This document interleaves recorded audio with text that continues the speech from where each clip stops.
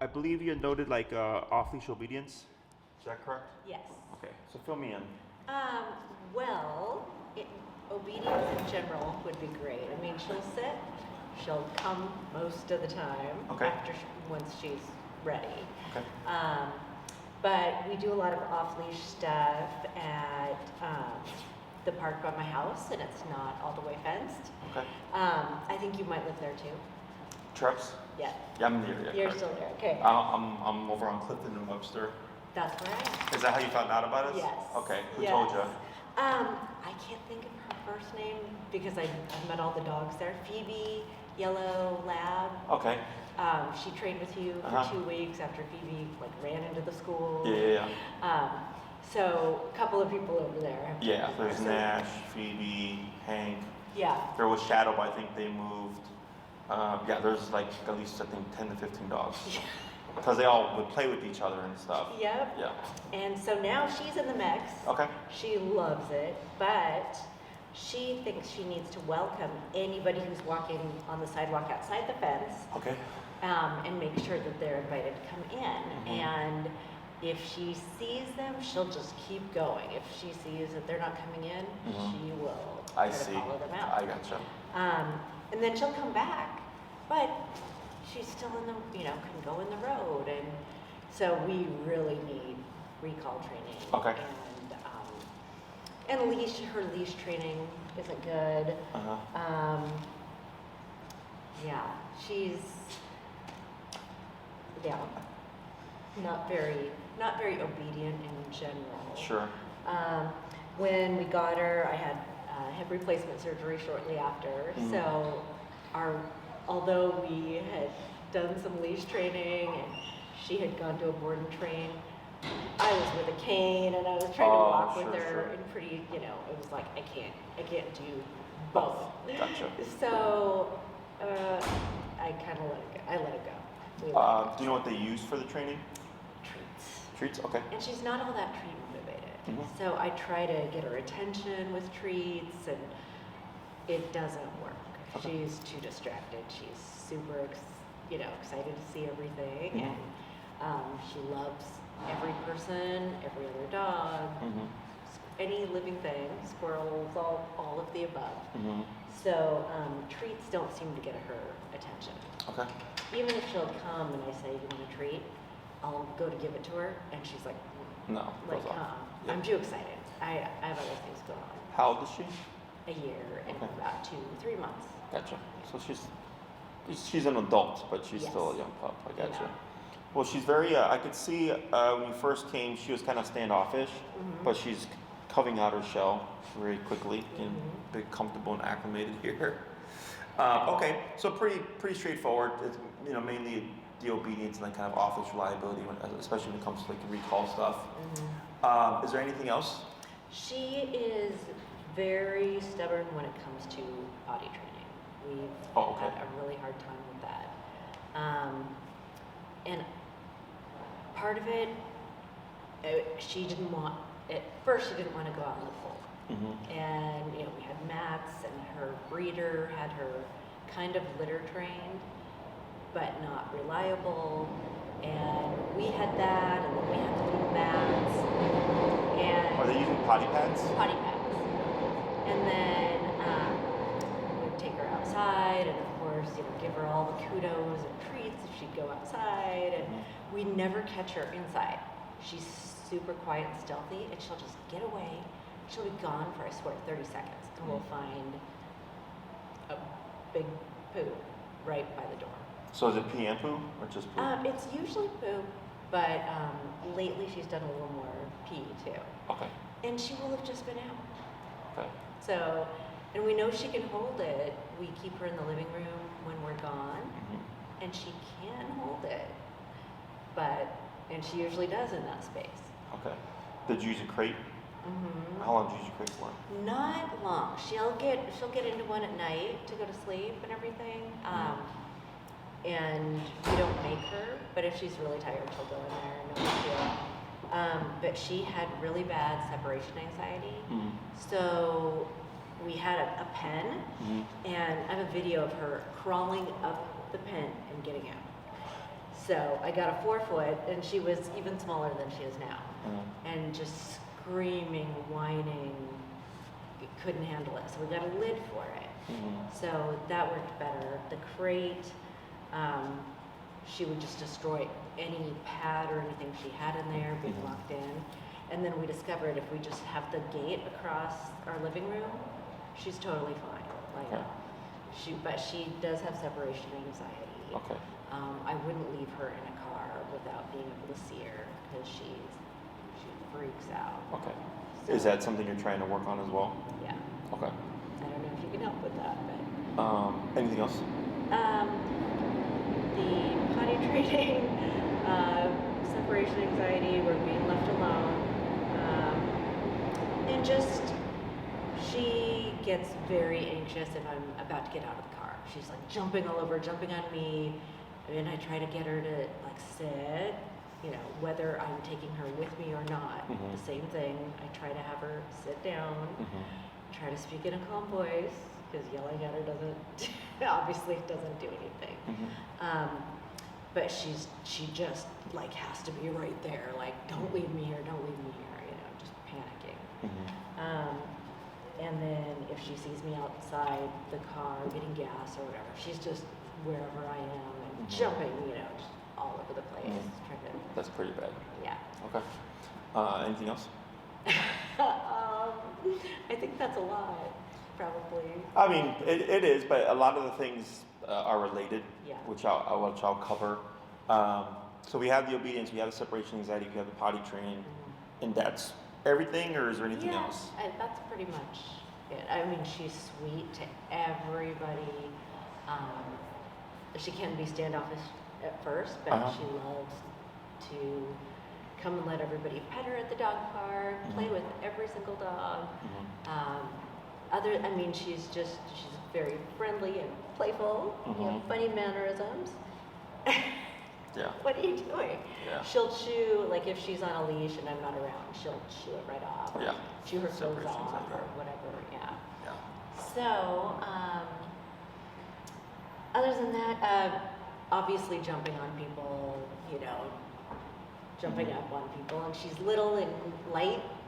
It's not as offensive as, but we should still be able to say down or off. Because, you know, people If think she's that. muddy or something, Yeah, in the park, for sure. exactly. I got you.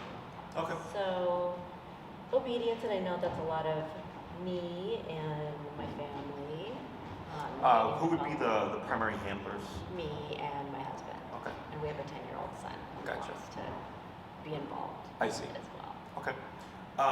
Did the Trebs pack tell you about how we train and everything, the methods that we use? They talked about the e-collar. Correct. And yes, Okay. they were like, I didn't want to do it at first, but I was at the end of my rope.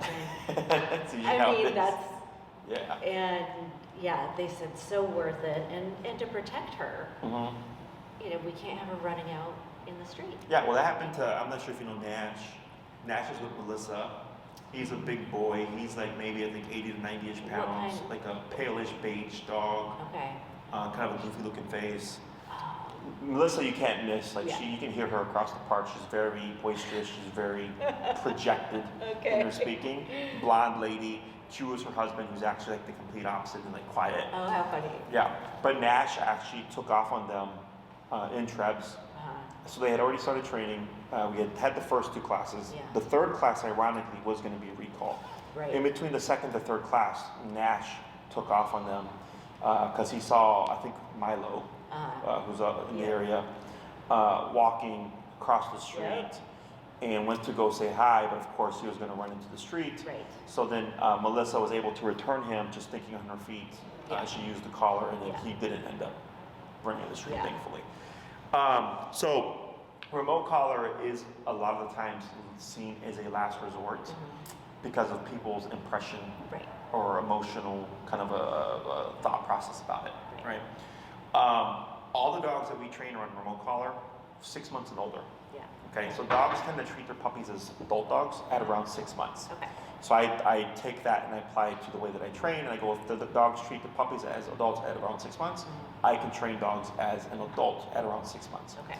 Technically, it can be done younger. It can be done as young as 2 months, but most people aren't comfortable with it until around 6 months, because typically the puppy has driven them crazy enough where they're like, okay, everything's not working. I need something that works, right? Yeah. So I like to think of the e-collar as a bite on a button. Okay. Dogs, as a form of communication, correction, affection, they use their mouths, they use their teeth, they bite. Okay. So this here is a dog bite. You can see the scar there. Yeah. Okay, that's 10 stitches. That was a dog that didn't want to go in a kennel. Yeah. Okay, so it wasn't an aggressive dog. Right. He had just never been put into a kennel. Right. He felt threatened, and he was like, I don't want you to put me in there. So looked up, bit my hand. Okay, I didn't take it personally. I told the owners, like, let me heal up, bring your dog back later, I'll train him then. They were like, oh, are you going to sue us? I go, no, this is just a part of working with dogs. Yeah. So understanding that dogs communicate via their mouths and dog bites and stuff, it's the best way to train, in my opinion, because they instinctually understand what that's communicating. Okay. Now, the one issue that I foresee here, because I've not worked with the Basenji in the past, even though I've been doing this for almost 14 years, I have a Basenji in her care, and I see a lot of the same mannerisms, except he's more on the, I don't want to say aggressive, he's an asshole, you know, and he has these behaviors because he's a jerk, to put it. But I see all the, like the things that you're describing, the kennel stuff we see here, like he does this weird head thing, he paws and like does this thing, right? So I'm very familiar with it. I saw her a little bit earlier when she was standing there, and she was kind of whipping her head. Very similar. Okay. So the only thing that I kind of see here is, are you familiar with Shiba Inus? Okay. Shiba Inus are notorious for being difficult to train. Okay. And whenever I get a Shiba coming in for a consult, I've learned now to just lay it out and go, this is what we expect to see. We may not, but more often than not, we do. Shibas scream like spider monkeys. Okay, they are very defiant. They're very stubborn. They're very independent. Right? They're one of the most primitive breeds that there are. So we can train them. It's familiar. Yes, it's just difficult for the owner because it looks bad. Does that make sense? So I always tell them we have to work through it. Once we work through it, life is a lot easier. Okay. I feel like from what I've seen with Basenjis, they're similar to Shibas in that degree. Okay. And I'll explain all this stuff, but the reason why I do that is we're not hurting the dog. The dog simply just doesn't want to do it. So we're going to hold here. Just because we have dogs in our care that are not dog friendly, and we have that door closed, but I like to err on the side of caution. So I lay it out, and I usually go, this is worst case scenario. Okay. And then the owner goes, I don't think I can do that. And then I go, then I cannot help you. Because if it ends up being that bad and you're unwilling to do it, now we're stuck. Right? And I get clients to go, I'm willing to do it and more. I go, great, I can help you. Okay? And it's really the emotional aspect for people. Because especially with Shibas, when you hear them, it sounds terrible. But you could be like literally just trying to walk them, and they'll be pulling on the leash because they don't want to walk, and it sounds the exact same. Right? But it's because when the owner's using the electronic collar, because they look at the tool as a bad thing, they tie that all together. Does that make sense? Where I'm like, no, it's just the dog not wanting to do it, and this is how they voice their displeasure. Okay? So the training is simple once you understand it. It's just a matter of how the dog's going to take to the collar, and then, how do you say, working through, if there is any kind of nonsense, working through it. So you said you have a 10-year-old? Okay. So training a dog is not like raising a kid. Okay. If your son were to throw a tantrum for something, and you would give them that something, he now learns, tantrum gets me this. So if I'm working with a dog and they throw a tantrum and they're going, I don't want to do this, if I stop, the dog has now learned, if I throw a tantrum, you'll stop doing it. Does that make sense? So once we work through it and the dog goes, oh, me throwing a tantrum doesn't work, and if anything, it made it worse, that's no longer an option for me. Then the dog learns to kind of go with the flow, okay? So,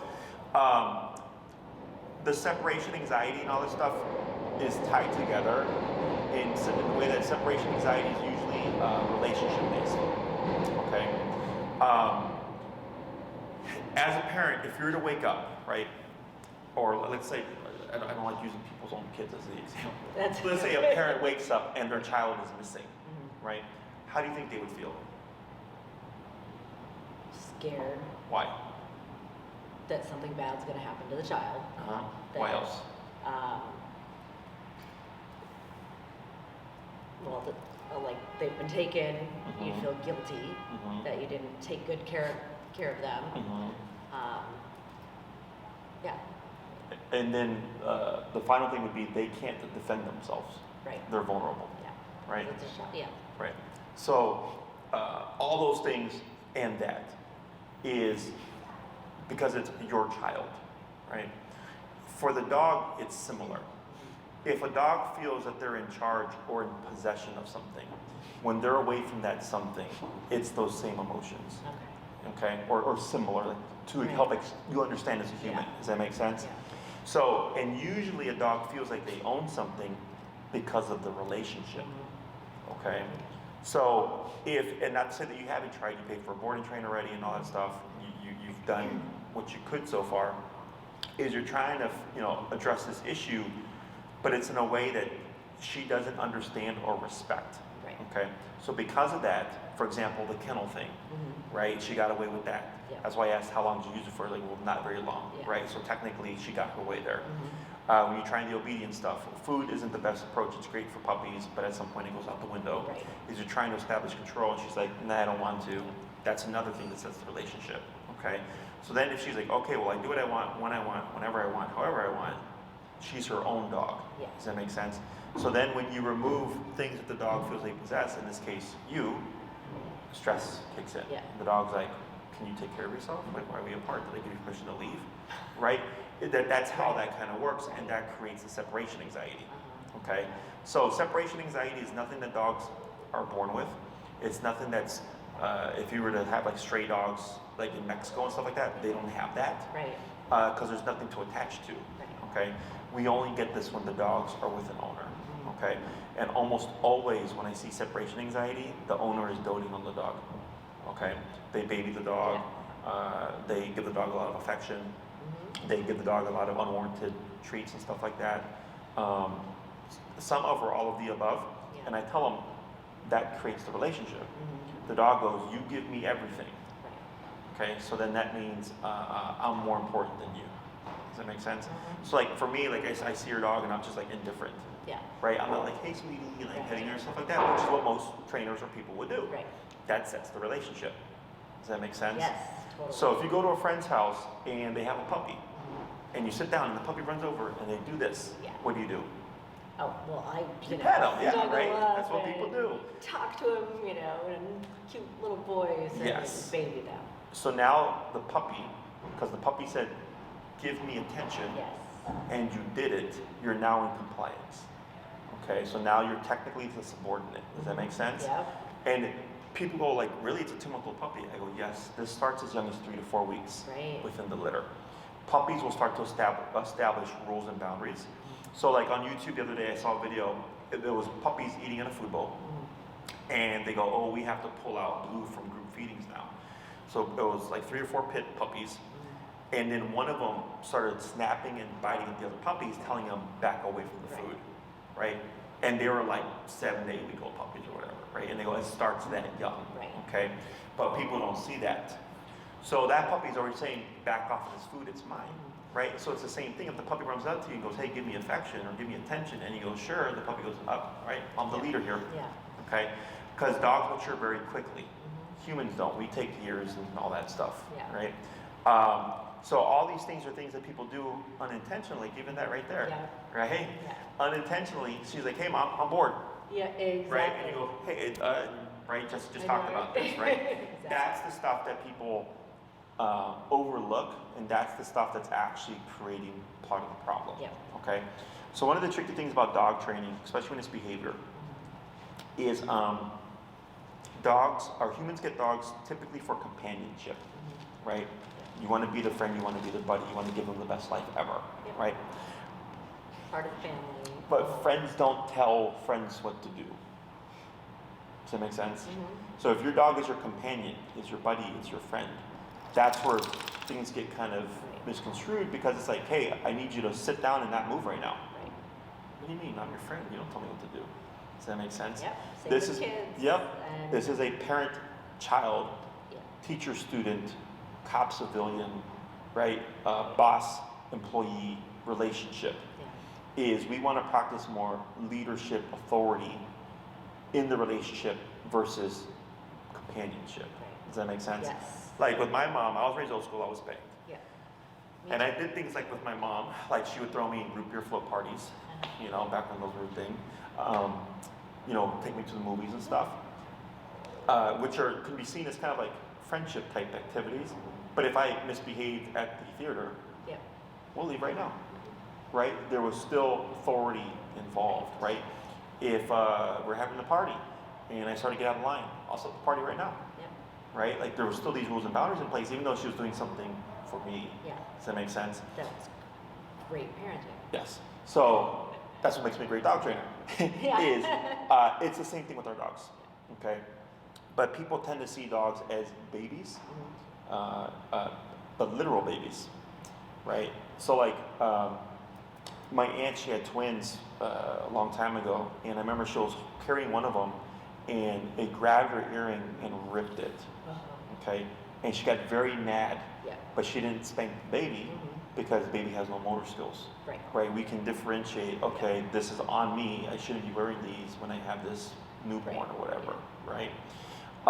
Whereas for dogs, they correct their puppies as young as 3 to 4 weeks immediately, right? Yeah. So humans tend to treat their dogs as those babies that don't have an idea of motor skill. Yeah. So things are being excused, but the dog just goes, then I do what I want whenever I want, and now we have more and more problems. Yeah. Does that make sense? Mhm. Questions so far? No, this is great. Okay. This is, So when we start to work on things, the first thing that we always teach is heel, which is leash walking. The reason why we always cover that first is leash pulling and leash reactivity are the two most common things that we deal with, okay? Leash reactivity would be like lunging and barking on a leash. Your dog is social, so you're not experiencing that, right? So you're probably the opposite, where it's like hi to everybody. yeah. Yeah. So heel is a dog walking at your side, no pulling, in tandem with you. So if you take 5 steps, she takes 5 steps. You take 2 steps, she takes 2 steps, right? When you slow, she slows. When you speed, she speeds. When you stop, she stops, she automatically sits. But we want all of that with a nice slack leash, okay? I don't care what the environment is. If we're inside a PetSmart, if we're walking the Treps, if we're walking in a very boring environment, it's the same level of obedience, okay? It sounds complicated, it is very simple, okay? At least most of the time, okay? Temperament and breed, the not factoring in there, it's pretty simple. I can usually get it done within 10, 15 minutes. Yeah. Then it's just a matter of the owner practicing and rehearsing the skill Right. to build it, okay? So the first 2 classes are almost always heel. So the first class you show up, you have your dog, you have the appropriate collar. I coach you through everything, okay? I very rarely, if ever, touch the dog anymore, okay? So it's all hands-on for you. We have the first class. Once I think we're far enough along, I'll give you your homework, and I'll say go and rinse and repeat 3 times a day, 20 minutes each time until I see you next. You come back week 2. You give me feedback. Hey, Jesse, she's 50% better, 80% better, 10% better, whatever it is. And then I go, okay, we're going to make some tweaks. We're going to work on the second half of heel, and then you go off and rinse and repeat. Rinse and repeat again. Okay. So then you come back the 3rd week. How we doing, right? So we're building off of each week. Right. More often than not, the 2nd to 3rd class, we got like 80 to 90% of the stuff done. Yeah. The last little bit are like little things, and it's typically when we're dealing with behavioral cases. Dogs that are leash reactive and stuff like that. That's usually where there's some residual. Dogs that are social, it's pretty straightforward, okay? Unless I'm training like a Shiba or something, then that's different. So that's the only variable in the training.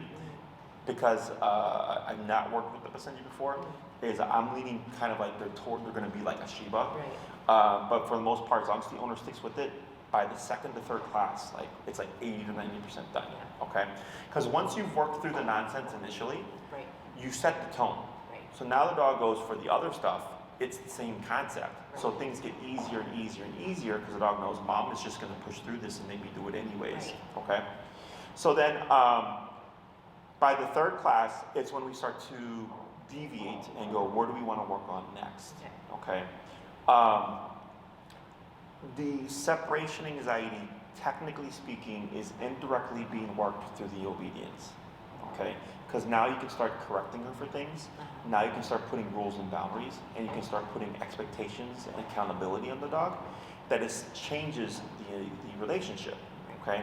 So if you start telling her what to do and then reinforcing it through consequence, she goes, oh, now you're the authority figure because now you're biting me Right. for things you disagree with. Right. Does that make sense? Yes. So that's how we start to work on the relationship indirectly. We're using obedience, which is not related to separation anxiety, Right. to change the tone of the relationship and see what does it fix. Right. Okay.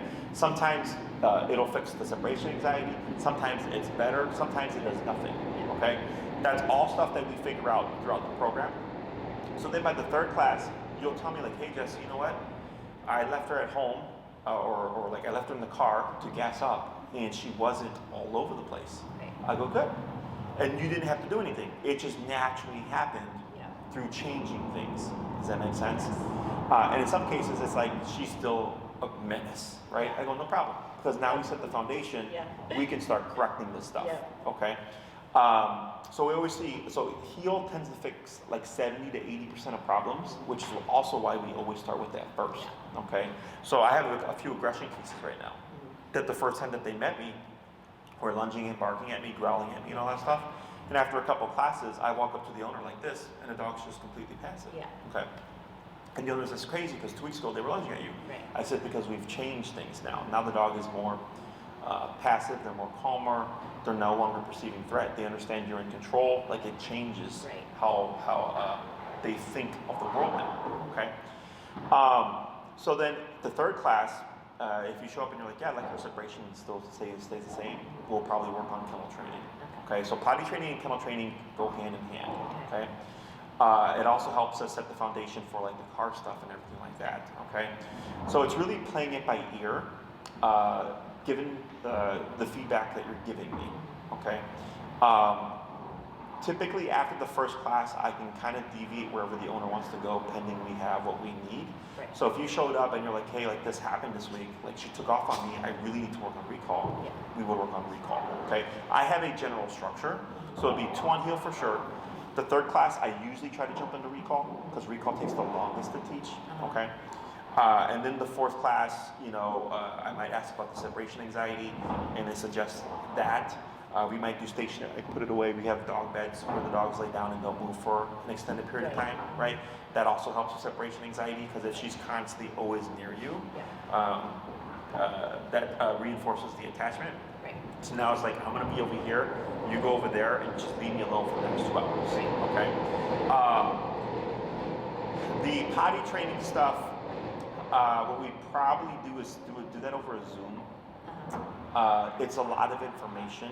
It has nothing to do with like taking your dog out and training and stuff. Right. It's understanding how to use the kennel pattern routine to teach her how to hold her potty and put it on our schedule, whereas most people tend to put it on the dog's schedule. Yeah. Oh, my dog's standing at the door. Right. Let me go run him outside. And then if you don't see her standing at the door, the dog potty's inside. It's usually a big one that I come across. So we don't teach dogs to let us know they got a potty. Yeah. We put it on the human schedule. So then like my guys, for example, will pee in the morning before work, Yep. go potty after work, and then potty before bed. That's the standard, right? And then like if it's like really bad with the storms like the other day, like they'll go twice a day. Yeah. They hate it. They just go and they'll sleep on the couch and they go, we want to be out as minimal as possible, Right. But they're trained on my schedule, so they have the ability to hold it for an extended period of time. Yeah. Okay. I have a client right now, similar, but with a dachshund, And for the first week, because I told her, stop having the dog walker come over, because the dog walker was teaching the dog to go potty midday, Right. and it was getting expensive. So I told her, just get rid of the dog walker, start crating your dog. Yeah. And for the first week and a half, the dog kept peeing in the kennel. Yeah. And she's like, Jesse, he stinks. Yeah. And I go, I understand, just stick with it. And then on Friday or Saturday, a couple days ago, I got an email. She's like, Jesse, he went his first day without pottying. I go, great. Yeah. And she's like, is it good? I go, nope. You're gonna make progress for a couple of days, and then he's gonna potty a couple of days. But now you're making progress where it's not constant every single Right. day, right? So the good thing is, because you have a smaller dog, easier to clean. Yeah. Okay, but it does get Short messy. hair, Yeah, it does get stinky. But if we need to create the instinct of you need to hold it, Yeah. the dog when they're kenneled, when they soil themselves, that's the deterrent. Yeah. Okay, they're clean animals. They don't want to do that. So if they soil themselves, the next time they think, I should really hold it while I'm in here, because last time I had to sit next to this for 2 hours, right? And that's what teaches them Yeah. to hold it. Yeah. Does that make sense? Yeah. So it's really understanding how to do potty training stuff. So that I'd most likely just do over Zoom, and then give you all the information, and you start to implement it. And then we try to get that in sooner as well, so you can start that process during the training. And then we check up on it every week, and as long as we're making progress, then we just continue to work on other stuff. Okay? Questions on any of that? No. So, how well trained do you want your dog to be? Like, what do you need her to do? I need her to come when I call, whether it's at an off-leash dog park, an open dog park, or in the house. Yeah, come when I call, not take off. Mm-hmm. I need her to be potty trained. Fully, legitimately, like, Potty trained, like a normal dog. And I need her to politely walk on a leash. We go to restaurants. It's a busy place. We travel with her. So I need her to be able to not pull on the leash when she gets excited. Mm-hmm. To sit when I say sit and be calm when she needs to be calm. Mm-hmm. We use a pillow, and when we need her to be somewhere when we're eating or something, we say pillow. Yep. And with our old dog, he was like, oh yeah, I got this. I'm on the pillow. He'd pretty much stay until we'd say free. So we'd like to have that with her. Okay. And the pillow is symbolic too. Like if we have a square blanket that we can take to a restaurant. Yep. Put it down. Yep. Pillow. Yeah. If we travel somebody's house, there's Yes. that square blanket Yep. or an actual dog bed. Anything that's base is pillow. Yes. So we'd like to have that. Okay. And of course, the anxiety, being able to just leave her in the car and not be like, I have to hurry back, or because I don't want her chewing the steering wheel. Yeah. I've heard horror stories. Yeah, for sure. So having her be well behaved. It's very cute when she stretches up and it's very sweet. But we don't want to get rid of her personality, but we want her to behave. Correct. And So when she wants to play, let her be playful, and we play with her without her like jumping up and pulling on my sweatshirt. Sure. It's like, come on, it's time to play. yeah, I got you. You know. So with the remote call, because this is a very common question we get, is they go, we don't want to kill her personality or kill their personality, or Right. whatever. And no, correct. The dog is still the dog. It's just an obedient dog. Yeah. So like, I have some friends of mine that I've known for like 20 plus years. We used to go to $5 keggers, Red Solo Cup, all that stuff. Yeah. So one of we were big partiers in our younger days, and he went to the military, and he came back. This was in the early 20s, and we'd still go party. Yeah. So he's still the same guy. Right. But he's just, when he puts his mind to something now, he has that military background where he's just like, this is my project and this is what I need to get done, right? So, Focus and Yes, exactly. That discipline, Yeah. right? So same thing for the dog. The dog is still who they are, but it's when I tell you to go to pillow, it's now that's what you're doing. Right. Does that make sense? So, so we're not trying to kill the personality. We're just trying to make sure that we have a disciplined dog. Right. Okay. So some things with the training that are common are so the e-collar. Are you familiar with what the technology is? Not just a wireless. I see people with the remote. Yeah, Yes. the remote and the black collar on. Have you ever had TENS therapy? I have. Yeah. The muscle contraction? Yep. That's an e-collar. Okay. So a lot of people think of it as electrocution. Yeah. Or they think of it as like the shock collar. Right. Right. Yeah. Which gives the inclination of like I'm shocking my dog. Yeah. No, it's an miniaturized TENS unit. It's a muscle contraction device. Okay. Yeah. So if you were to put on your hand and then press the button, you would feel that sensation. Yeah. And we have 127 varying levels of stimulation in increments of 1. Other brands have 10 or 20. So think of 20 and 127 as the same in terms of intensity, but we have 107 more divisions, so it's much more refined. Okay. So when it comes with humans, they will tell us when it becomes uncomfortable, right? And you go, oh, right there. And they dip it down, and then they let the machine do its work, right? To what you can tolerate. Right. It's very similar to training. Okay. We start low, we work our way up, and we find what is going to work for the dog. Yeah. Okay, so I find something that's low enough that they can tolerate, but that is high enough that they respect. Okay, because we do want to create reliable obedience. Right. Okay. Now, e-collar, because it's unnatural, it's human technology applied to an animal. Right. It's not uncommon to see stress responses. Okay. This can be nervousness, fear, anxiety. We even get dogs that become aggressive. It's rare, but it happens. And we have to work through all that stuff, okay? So it's not the collar making the dog worse. It's that the dog's stress response is that behavior. Right. And because we're putting the dog under stress, it's they're showing that behavior more frequently. Does that make sense? Yeah. So eventually, This way. when we work through all these things, the dog starts to build confidence and these things start to go away. Right. Okay? But I always tell my clients that because a lot of times people think this tool is making my dog like this. Right. I go, no. You already had an anxious dog. You just never saw them go under enough stress to display the anxiety. Does that make sense? Yeah. So it's perfectly normal. We work through it. And then once the dog understands that they're technically in control, right? If they're compliant, nothing happens with the collar. So then all that stress starts to go away and we start to see a dip in anxiety and all that stuff, okay?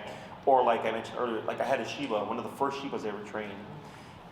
I was in the front yard trying to train, and this dog had bitten the mother, had bitten the mom, it had bitten the 2 brothers, had bitten a number of guests, okay? Is he literally was shrieking at the top of his lungs, flipped upside down, and it was like a spider monkey holding the leash with 4 paws. And I'm sitting there like, what the hell is happening here, right? But I eventually worked him through it, and he gave up and began walking. But it looked terrible, right? But I told the owners, I'm like, if we want to stop the aggression, I have to work through this. Otherwise, the dog knows and has an opportunity to not do something. So then later on, if I say, don't be aggressive, the dog's like, I do what I want, right? Like, you don't really mean it. So we work through all this stuff. And the reason why the heel is also so important is that most people walk their dogs 3 times a day, 7 days a week. So it's 3 times a day, 7 days a week, you're practicing and implementing this exercise, which gets the dog over the stress of it much more quickly. People tend to think of the e-collar as a last resort. So usually it's like the dog is annoying you, and then you go, now I'm going to use this. As opposed to proactively using it so that we don't even see the behavior. Exactly. Okay? So, let me think here. Is all making sense? Questions about it? So here, I'm trying to figure out where I would put you in terms of length of time and everything. Is you're probably at either, are you wanting to do in person? I'd like to do in person, board and train, whatever we need. Okay. If we can do a board and train to get the process started, it would be very helpful because we're going to be out of town for a couple of weeks. When are you going to be out? The first 2 weeks of April, and I don't know if that's too soon. Okay. So the only issue is that I'm going to go out of town but I'm back April 3rd. I come back on the 2nd, so I'll be back here by the 3rd. Okay. So we'll talk about how we can work around that. Okay. So, And then, and then, you know, after continuing with in-person, probably, I mean, I would think, you know, however it works, but maybe once a week we do in-person. I know. Yeah. I mean, she even got me because she is cute. Yeah, troublemaker. Yeah, so the in-person's afterwards, right? Yeah. So, we want to follow up and get family involved so that we're all using the e-collar. Well, I probably won't give it to my son. Correct. But my husband and I, you know, and then do they wear it all the time or just when we're going to go out? When you need it, Yeah. correct. Okay. Okay. So I think the e-collar is when you need it, you have it. Yeah. If you're going to be outside, you need it. Yeah. If she's a great dog and it's on the house, inside the house, you don't need it. Yeah. Right. If guests are coming over and she's going to be bothering everybody, Yeah. you need it. Right. And which leads me to my next thing is a very common question we get is like, when does the collar go away? Mm-hmm. And in my book, when you need it, it doesn't. Mm-hmm. Okay. Yeah. You drive? Yes. Do you go on the expressway ever? Yes. Do you go the speed limit? No. Right. Most people don't. Yeah. Right. You If I see a can cop help it, I car. don't. Yeah. You see a cop car, what happens? I put on the brake. Yep, you slow down. Yeah. You pass a squad car, you're clear, what happens? I slowly speed up again. Yes, right? It's what we call opportunistic behavior. Yeah. All animals do it, it's part of survival instinct. Okay, so think of the e-collar as a cop on a collar. Okay. When it's present, your dog will behave better. Right. Okay, when it's not present, your dog is going to push those boundaries. Mhm. Okay, Yeah. this has nothing to do with training. Yeah. This is just opportunity, Right, yeah. right? As humans, like we are aware, like I'm supposed to go 60, Yeah. but there's no cop cars that catch me, so I'm going to go 70, 80, Right. right? So even, I do it myself.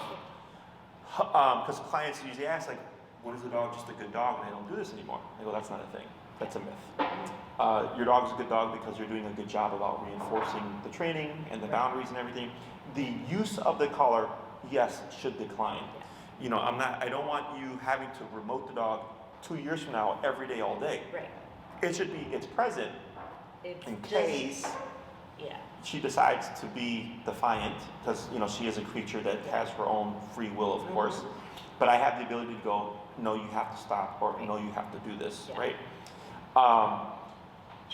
So going back to the program stuff, is you have the option to do either or, okay? Now, I do recommend in separation anxieties that the clients do in person, because that's relationship based. Right. But with the board and trains, you do get in-person follow-ups. Okay. So you're able to do both because this is an easy case, but we most likely won't see separation anxiety here. Okay. Because she's away from the home. She might give us some barking and stuff. We will correct it. Yeah. But because she's not attached to anybody, it's going to be an easy process for us. Okay. So within board and train, we would get all the commands down, obedience-wise, sit, stay down, come place, heel. Okay. Pending how long we have the dog for, we're able to progress them further along into that training. Yeah. And then the longer the program, the more follow-ups you get. Yeah. Okay. The other thing that distinguishes our training programs here is that we record all the lessons Okay. and then provide them to you, so you have them as a resource. Okay. So with the board and train, the first week is always the longest This way. video. Okay. It's usually, may I see her? Yeah. Come here, you. Anywhere between 2 to 3 hours. Okay. Okay. And I film the first session of everything that I'm teaching. So you get to see her learn from ground zero. Okay. And the reason why that's important is you need to understand how all this works. Okay. It's not you drop your dog off, they're trained, and you come back and Right. you press a button. Right. Exactly. There's understanding. Yeah. And this is with a lot of board and trains, it's like that. You drop your dog off, and then you come back and they go, here's your dog, here's 30 minutes to explain what your dog Right. knows, but there's no understanding of how they learn. Right. Okay? So by understanding how they learn, when she tries to push things, because she's going back to her home, she's going back to, how'd you say, her domain, Yeah. she's going to go back to her normal self to a degree. Okay? So then once you understand, oh, well, I need to reinforce this, this is how I saw Jesse do it, you have the ability to reinforce. Yeah. Does that make sense? Yep. So if we have the dog for 2 weeks, you would get 2 videos. Okay. First one roughly 2 to 3 hours because we're teaching everything from ground zero. Right. And then the second week is usually much shorter, typically around 45 minutes to an hour. Okay, because everything has already been taught. Right. Now I'm just advancing the skills. Okay. Okay, and then I provide that to you. And then when you're ready, you watch that one. Okay. Okay, so with the first week, you always start with the heel stuff, and then the place with just pillow for you. Right. Okay, and then you start applying it. And then as you're working with her and your understanding is better, you start to add on more things. Okay, so you don't just start using everything at once. You have to build Right. yourself up. So it's like buying a car with a lot of fancy things, Right. and then learning how all those things work. Yeah. Okay, so then here, I usually recommend that clients watch the videos, start to implement, Yeah. and then once they feel like they've hit a wall or like a plateau, like okay, we need help, Right. then they schedule a follow-up. Okay. Okay. Now let's say you watch the videos, you're doing everything, and it's just clicking. You're like, wow, this is great. Like we understand everything. Then you can technically use the follow-ups to like work on separation anxiety. Right. Okay, because we can't, if we don't see the behavior, we can't work on it. Okay. So the follow-ups can be used for whatever you want. Okay. They just come with the program. So it's happened in the past where like I've had clients who they left their dogs with us, and after the training, like they were attacked by a dog, and it created like leash reactivity. I knew the So thing. they were like, oh, could we use our, even though we didn't cover in the boarding training, could we use it? Sure. And I show up and I show them how to fix the reactivity, and then they go off and they're good. Okay. So the amount of classes that are provided with each board and train are on the website. And then there's no limitation, like they don't expire. Okay. So like I had a client that did a 3-week board and train, and she's like, oh, when do they expire? And I go, they don't. So when you're ready, come back for your next one, whatever. So it doesn't feel like people feel pressed like they have to get it all done, because you have to catch up to your dog. Right. Right? You're picking up, and they have all these skills, Both and now you're the newbie, now you're the novice, and you have to catch up. Okay? Okay. So there's no given length of time where I'm like, by this point you should have this done. Everybody's case is different. Right. Okay? So for most people, they typically fall within a 2 to 3 week board and train in terms of popularity. Yeah. Okay? The 1 week is really for people that want to do a bulk of the training themselves, but have a nice little kind of step up. Right. So I get all the groundwork done, but then they do all the legwork to get the dog to off-leash reliability. Okay? So we have 1, 2, 3, and 4 week programs. Okay. I would place your dog at minimum at 2. Yeah. Okay? With the 2 week, we get the foundation of off-leash, but you still have a lot of work ahead of you. Right. And with any program, anywhere, okay, board and train wise, you will always have homework. Yeah. Okay, it's not your dog is done. Right. Have a good life. Exactly. So the first week is short leash, foundational, walking on leash type stuff. Yeah. Second week is we start to transfer everything to a long leash, so a 30-foot leash to start building off-leash reliability. And we're usually training the space. The third week, we start to have them around distractions. And then by the fourth week, if they're social dogs, they get to be trained in play groups, fully off-leash. Okay. Right, so we're sending the owner home, we're sending the dog home with the dog as close as possible, Right. but they will still need to do leg work because we have to transfer Right. everything to the owner. Does that make sense? So it really just comes down to how much work does the owner want to do, and then if we're dealing with like a behavior case, how severe is the behavior and stuff. Right. Yours, for me, I would say is mild to moderate. It's really the separation anxiety that's just going to be the problem. That's the hardest. Okay. The other thing that's going to be an issue is the potty training. Yeah. Okay. Now we do put dogs on the schedule here and stuff, but dogs inevitably will still potty in the play area. Right. I will send her home with a potty instruction. We would most likely probably put her in a standard wire crate to at least try to work on some of that crate stuff, so that when she goes home, at least there's a foundation. Right. Because we've had dogs in the past when we were using wire crates. Now we have 4 by 6 foot kennels. That those dogs that would have issues in the crates do better now with the 4 by 6s. Right. Okay. But in your case, because the kennel and the crate and the potty training is tied together, I wouldn't put her in a 4 by 6. I would put her in a standard crate, so that we can work on that stuff. So when she goes home, Yeah. you have some foundation there. Okay, does that make sense? Yes. Questions on that? No. So Of course, as we go, because it's so much information, you know. yeah, so then things it's come gonna up. Yeah. Yeah. So then after with the board and train, you use your follow-ups, and if you decided you need more for like the stuff that we just couldn't cover, you're welcome to, of course, just purchase more classes. If you want to have more classes at your disposal, then you can do like a longer board and train.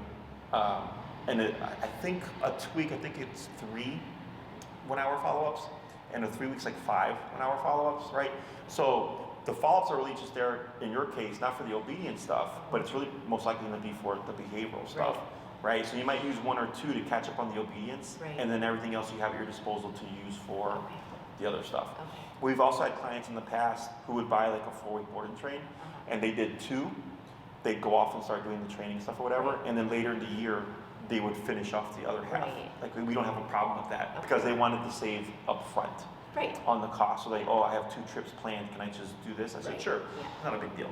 Okay. So we've had people do that as well. And then you get the benefit of having all the training, all the follow-ups, because you get the longer the program, the more follow-ups are. You also get all the videos that come with it. And then if there's multiple stays, we just require that the people do at least a week at a time. Because the videos per week, if that makes sense. It does, okay? But at minimum, I would say 2 for her. Okay, and I'm pretty sure I think it's 3 1-hour follow-ups, and then the 2 separate videos. Okay. Question on any of that stuff? No, I know we would definitely want to do 2, and I hadn't even thought about going with more, but we are traveling a lot in April and the first part of May. So depending on that, it might work well to even go like a 3-week. What I'm wondering is, in between, like we get back to town and we'll miss her, can we come and do visits or, watch training, or can you, Yes, so you're welcome to say hi to your dog. So a lot of places actually won't let you. Okay, because they say that it throws off the training. It's because the training isn't good training. Okay. It doesn't matter for us. When you come to visit her, expect her to be her normal self. Until you implement the training methods, nothing's going to transfer over. Okay, that's pretty standard. But we've had people in the past that forget that, and they're like, "Did you even train my dog?" I go, "Yes. Remember, I told you your dog was going to be the same until you implement the methods." Okay. Otherwise, you're welcome to say hi to your dog. You're welcome to say that she's in good health and all that stuff. We don't have a problem with it. We just ask that you set up the appointment time because I handle my daycare trainings, I handle my boarding trainings, I have my in-persons, I have my consultations. So that this way we can go, okay, well, Jessie's going to need this slot to make sure she gets her training in for the day. Anything outside of that, sure, come on and say hi. Okay. Other questions? What does a day in the life of board and train look like? I mean, is she playing with any other dogs? Is she just kind of in a crate other than her training time? What happens with that? Our social dogs get a much more active day. Usually the first week we see how they do. So the first week is a lot of stress because it's a lot of training. It's boot camp. Okay. So sometimes we won't socialize them that first week because we want them to focus on the training and decompress. Okay. And then by the second week we'll start to ease them into groups and stuff. If we see they're taking to it really well, so we have a dog here. Her name's Longanisa. She's a bull terrier. She is the friendliest, happiest, go luckiest, sweetest dog ever. Super easy. We had already started working with her with puppy training, and then they wanted more advanced training, so they were remote collar. And then she was taken to it like a champ. That from the get-go, she was still going into play groups and everything like that. Okay. So we just really play it by ear. But generally, by the second week, we can start easing dogs in. Okay. It's roughly around 4 to 6 hours total of training a day. Okay. 2 to 4-ish of those hours is what we call stationary work. Okay, the pillow stuff. Okay, so if you look up here on our TV, you can see on the top left there's those dog beds. They're empty currently, right? But those are our placemats. Okay, so we do hourly rotations. So every hour on the hour, dogs are moving around. Okay, with the exception of our boarding trains. So like for example, she would be on one of those beds. Dogs are playing, dogs are doing treadmill time, dogs are being walked around, right? Dogs are being trained around her, and she's in the midst of all that activity, and she has to just mind her business, okay? I love it. And then they do active training sessions like with our staff and Right. stuff, right? So Okay. like me when I'm working with the dog, my handlers and trainers, and they'll train and reinforce the things that I've taught. Yeah. So she's being worked by a lot of different people, Yeah. different personality Great. types. Yeah. Okay. They go on training walks, so we pull them out the building and make sure we start applying the training Yeah. outside in the real world and stuff like that. And then so the standard daycare day is dogs go potty. Usually so we start the day at 6 o'clock, 7 o'clock, they're fed, they're potty and everything like that. We start rolling them into rotations. Okay. So they'll go into play group, and then an hour later, they'll go from play group to duration work. Okay. An hour later, they might do treadmill time, right? For her, because our priority is training, right? Is she's gonna be doing training for some of those spots, but then she gets to do the other activities as well, okay? And then towards the end of the day, we do 2 long sessions of duration work, usually around 2 hours apiece, if not longer, depending on how busy it is. Is the last part of the day from like 7 to 9 or 6 to 9, she just might be there practicing duration work while all this stuff is happening and dogs are being fed and stuff. And then she wraps up her day and she goes back in the kennel, okay? And the priority of the board train is training, which is why we don't do a whole lot of playgroup stuff, just because that first week is a lot, okay? Questions? Is somebody here overnight Yes. with the dogs? We have a staff member that's here overnight. Okay. And we're actually, what they're doing upstairs is they're cleaning up, because my wife and I will be moving upstairs. Oh, So my we will gosh. also be on Yeah. site. Yeah, okay. Wow. Other questions? When can we start? Oh, yeah, so the start date. So you're leaving So April 1st. I am leaving in about 2 weeks, like the Friday before, like March 29th. My Okay. husband will be here till the 31st or the 1st. Okay. And then, so I don't know if you could bring her to just board Yes. for a couple days. And Yes, then, what we would do is I come back the evening of the 2nd, and then I'm back the morning of the 3rd. Okay. So if she comes on the 1st, she would just be boarded the 1st and the 2nd, and then Okay. her boarded train would start on the 3rd. Okay. Okay. And then it would go through 2 weeks from that point. Okay. And then if you come back sooner, like before her boarded train is done, you're Yeah. welcome to, like I said, Say set up hi. an appointment, Yeah. come say hi and all that Okay. stuff. But that won't be an issue. Okay. Okay. Other questions? And you have availability for that time? Yes. Okay. We only take 4 boarding trains at a time Okay. because I want to make sure that I'm not Right. over booking myself and my staff that Right. affects the quality of the training. Okay. But yes, we only do 4 at a time, but we Okay. have space for for that time frame. Okay. Yep. All right, we definitely want to do 2 weeks starting Mhm. then and do boarding ahead. Yep. So I'll have to just figure out some logistics, and then I'll talk to my husband about if we want to try to extend it. Sure, the yeah. cost and I don't that. care what you do in terms of what length of program you go. Mhm. I just care that it's at least a minimum, which is that's Yes, 2 week. yeah. Okay. I think we could go through. Yeah. Because we're Talk actually, about it. yeah. Mull Okay. it over. You know, there's no rush or whatever. Okay. And then let me think here. So just so you have frame of reference, I'm pretty sure the 2 week is like $27.50, and then a 3 week is $37.50. Okay. Right? Is if you booked a 3rd week separately. Right. On 1 week is $17.50. Okay. Okay, so we don't prorate things because it Right. gets too complicated. Yeah. So that's just a heads up Okay. there. Also, if in the future you're thinking like, oh, I might want to buy extra follow-ups, right? Is if you look at the prices, you'll see, and then Right. you can kind of just do the math and you're like, oh, it actually does make sense to just Right. do this. Right. We get all the follow-ups, so we save ourselves money there, and we also save money by not having to pay for a 1 week, which is more expensive Right. now. Does that make sense? Mhm. But yeah, otherwise, with 2 weeks, you should be pretty good. Okay. I think off the top of my head, it is 3 1-hour follow-ups. Okay. So, pending how well you and your family take to the methodology and the understanding of it,